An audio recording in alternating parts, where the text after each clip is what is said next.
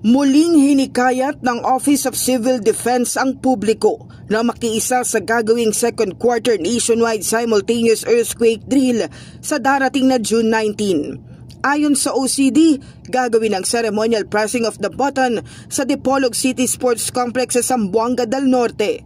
Kasama sa mga ipapakitang pagsasanay ang mga senaryos tulad ng mass casualty management, hazmat at fire response, oil spill containment, water rescue, high-angle rescue, debris clearing, looting control, aeromedical rescue at collapse structure search and rescue.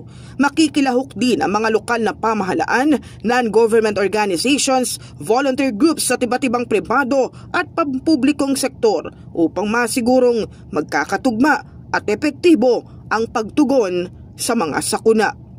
In the heart of changing lives, ako si Brigada Kath Austria ng 105.1 Brigada News of Manila, the Music and News Authority.